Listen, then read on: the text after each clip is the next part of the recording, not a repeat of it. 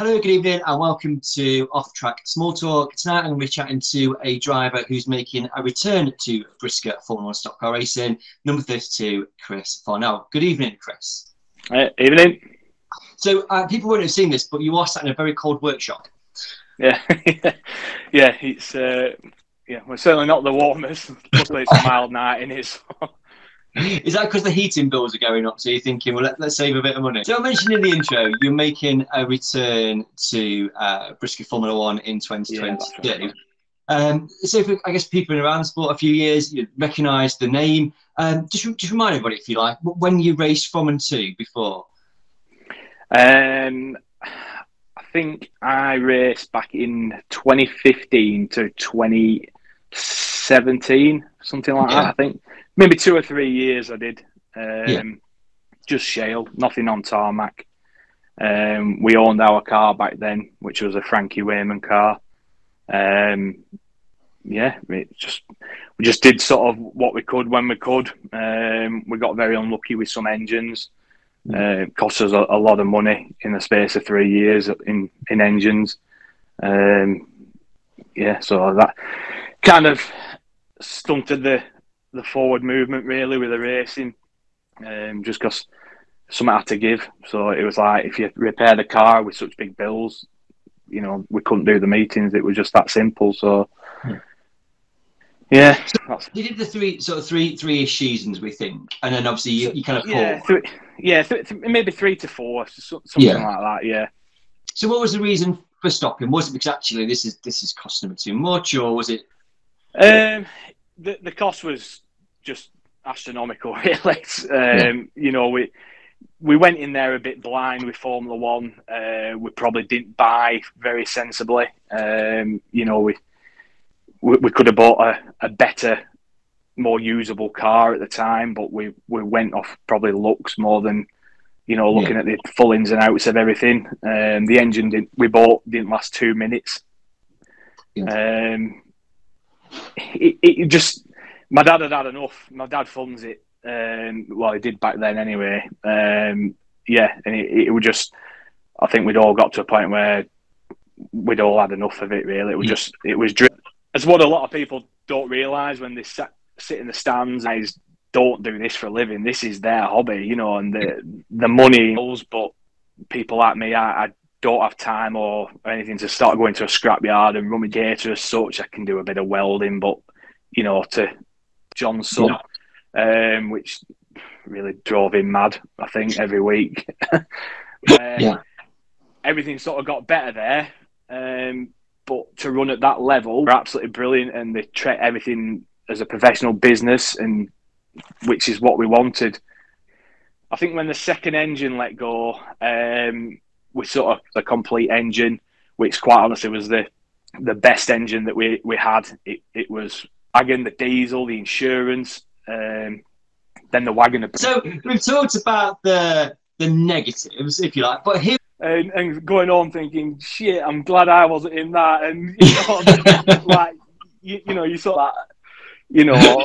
like, how do they keep coming back for more? And then all of a sudden we sort of, my dad pesting a little bit. And then, I've got my own business now. So financially, I'm a lot better off and able to take some of the burden of them guys through people who I know, some of my customers, into the running costs of these cars, So that's, here we are. We're way to go. But are you looking forward to it? Are you?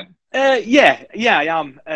I think last time, because I had a lot of friends that ran at sort of red top level, Will Hunters. I think I knocked on the door of blue at one point. When we were running with stock car, and that's it. And if it stops at white, it stops at white. Hopefully it'll go up the grades. But I've got no expectations. I'm not aiming for a semi-final or a world final. That would be great, But realistically, to this, it's a fairly big ask. But some of them do it, don't they? Year in, year out. But they've done a lot more racing than I have as well, So you mentioned obviously Matt. We're talking about Matt Newsom. How I want it. I've managed to get my seat in there that I wanted. The pedals are where I want them. The steering wheel's where I want it.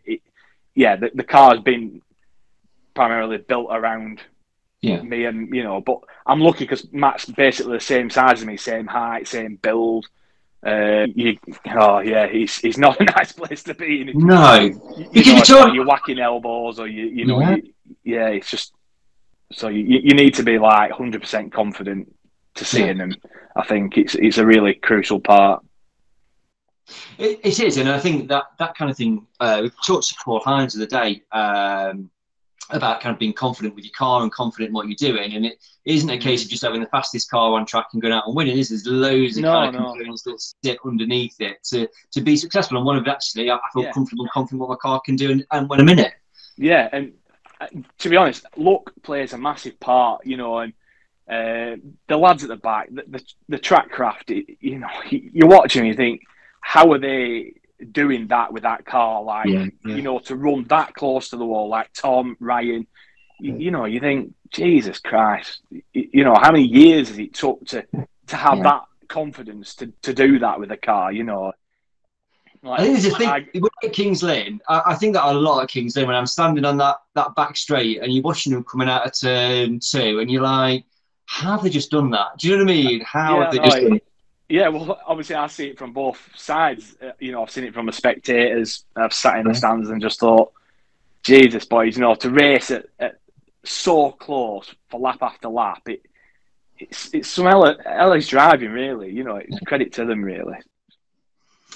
So in terms of the car itself, is Matt going to then take it to meetings, and is that the kind of arrangement? Yeah, so the arrangement with Matt is that he looks after it fully. He maintains it all.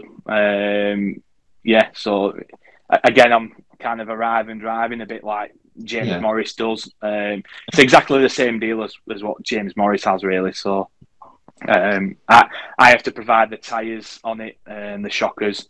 But yeah, ultimately Matt looks after everything else, the engine, the gearbox and whatnot. Brilliant. I'd have to see it through from Heat 1 to the National. I'm sure you will. Chris, Fingers it's a great opportunity. Fingers crossed. A great opportunity now, I guess, for you to introduce your brand new car. Over to you. Yeah. This is my 2022 Matt Newson built shale car. Ready for me for the 22 season.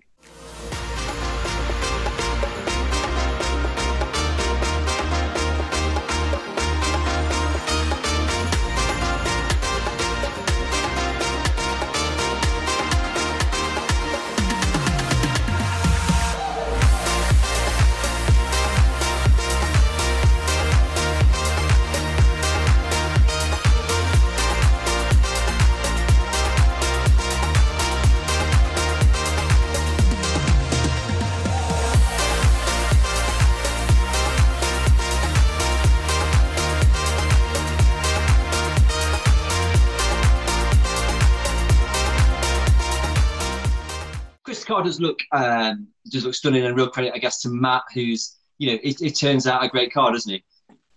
Yeah, he does. His workmanship over the years, I think, is really refined, and he builds a proper stock car. Some of these top lads, they're building race cars, and I'd cry if my car ended up in some of the states like Tom's and Ryan's does. But credit to them again. They bring these cars back in, week out, don't they? But yeah, I mean, I like Matt's cars for being a proper stock car. They are quite simple, and they're not overcomplicated, but they go well, don't they? You only have to look at Chris Cowley's, James Morris, the Sargent. They're all Matt cars. They're all built the same. Everything's the same. So yeah, I just think he's the all-round ultimate package, really, for stock cars, is Matt. The help and advice you get off him is brilliant. He tells you how it is. Yeah, what you get is what you get with him, really. So I mentioned before with various people that I've spoken to that have been helped by Matt, and and there's so many people in the sport today because of Matt, isn't there? And I think it's a really important part of what he's doing. Yeah. I mean, let's face it. if Matt didn't turn up to a Sheffield, it'd be a pretty bleak Sheffield, wouldn't it? I think half the grids Matt brings sometimes. So, yeah, I mean, it'd be a big loss if Matt pulled out of stock cars for whatever reason. Obviously, I hope he never does. I don't think he ever would. But he's built a fantastic business with it as well, you know, and it won't have been easy. It's a hard graft, and to do the hours he does. I was only down there the other week for a couple of days, and you know, it's the guy's got so much work on. I don't know how he copes with it all, but yeah, I think he just literally sleeps, wakes up, goes and does stock cars till 8 o'clock at night, goes home, sleeps, and goes back and does it all again. He just, yeah, I think he'd be better off with a bed in that workshop. So in terms of this season, you know, you mentioned you're going to be out at Kings Lynn, which is only a week away. What are the plans? Is it concentrating on Shale? Are you kind of identify, I want to do a set number of meetings this year, or just kind of see how it goes? I've definitely committed to every Kings Lynn, every Bradford, hopefully every Northampton. I might trade a couple of Bradfords, which are nothing meetings, with Milden Halls, just because I think there's definitely a world qualifier down there, isn't there? Yeah. I really want to try and do the world qualifier just to give me a chance at a semi-final, you know. But yeah, I'll do as much as we can. You know, I can't do every meeting. I just can't. I've got a 5-month-old at home now. My missus is unbelievably lenient with stock cars. Like, a lot of people would not have this going on when we've got a 5-month-old. Because, you know, you leave at dinner time Saturday and you're not back till Sunday morning. Yeah, you know, so... And then you're a write-off on Sunday because... Well, I can't act late nights anyway, so, you know, I'm just a frigging zombie on Sundays. So it's kind of like weekend over for her, you know, which... Yeah. I just can't do it every meeting, you know. A, the cost, and B, my family life. I've got to try and hit a balance with it somewhere. Yeah, and Matt understands that as well. He knows I can't do every meeting, so. Yeah, and the thing is, though, if you are potentially doing every meeting, then it becomes a bit of a chore, doesn't it, as opposed to something you're supposed to be doing for enjoyment. Yeah, so. Yeah, like the Sheffields are going to be a no-go for me, which. It's a bit annoying for Matt, really, because obviously he's dragged the car all the way to Bradford. Sheffield's, I don't know if he's on the way home, but it's bloody local, isn't it? Yeah. Local-ish. But racing on a Saturday at Bradford, I'd have to go home, have a few hours kit, then drive all the way to Sheffield. Yeah. You know, it's just not viable with my family life. I just can't do them. So unfortunately, Sheffields are probably going to be out for me, unfortunately, just because of that. Just because of the way they run. If they ran on a Saturday night, it'd be different. Yeah. You know, yeah. I'd turn up. But Sunday meetings, they're going to be... Unless it's a double header at the same track. Yes. Which is a little bit different, you know. Yeah, but... Yeah, Sundays are going to be a struggle, really. Sundays are family days. Keep it on one side. That's all right. Yeah, better keep her a little bit happy. You've been watching this, right? Do you know when you start going in June or July? There's a Sheffield tomorrow. I'm going to do it as a qualifier, and then she might just get this video out and go, right, you said that, look. You said that on. yeah. Well, I'm not going to show this video anyway. Because it's been brilliant talking to you tonight. And before you go though, you mentioned it when we were messaging backwards and forwards to arrange this, and also you've kind of referenced it already. Your business is literally just down the road from John Nunn's house, which I think is amazing. Yeah.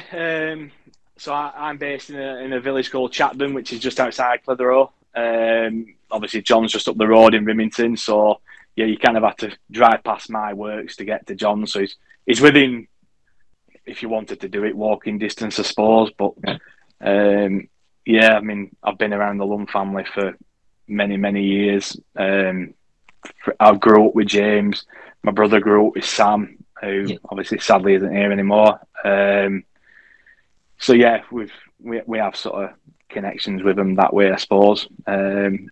John, like I said to you in the messages, John's not the Formula 1 9 times world champion to me. John's just John, who's a farmer up the road, you know, you go and have a night with, you Yeah. know, That doesn't compute in my head, Chris. It doesn't compute in my head. It's John Lundon. Yeah. Do you know what I mean? It's not. Yeah. I mean, the guy's a legend, and he really is. To do what he's done in the sport is just unbelievable, you know. And obviously, he's getting to the end of his time now, isn't he, with it, and he's slowing down with it. Although he doesn't slow down with his work, you know. No. You know, like he seems to take more and more on. But yeah, real nice bloke is John. You know, true to the art, like. Chris, thank you so much. I'd like to say again for chatting to us. Yeah, you're welcome. Look at Kings Lynn in a couple of less than 2 weeks now, and and hopefully you're not rattling around the fence in Heat 1. Yeah, well, I don't even know if I'm in Heat 1 because it's that track championship. Oh, it is. Yeah. So I don't know whether Sophie managed to squeeze me in on the back or something. I don't know. I might just pester her this week, see if she could squeeze me on the back. But yeah, fingers crossed that I make the first bender. Turn left. Yeah, turn. Cheers, Chris. Thank you very much. No worries. You're welcome. Thank you.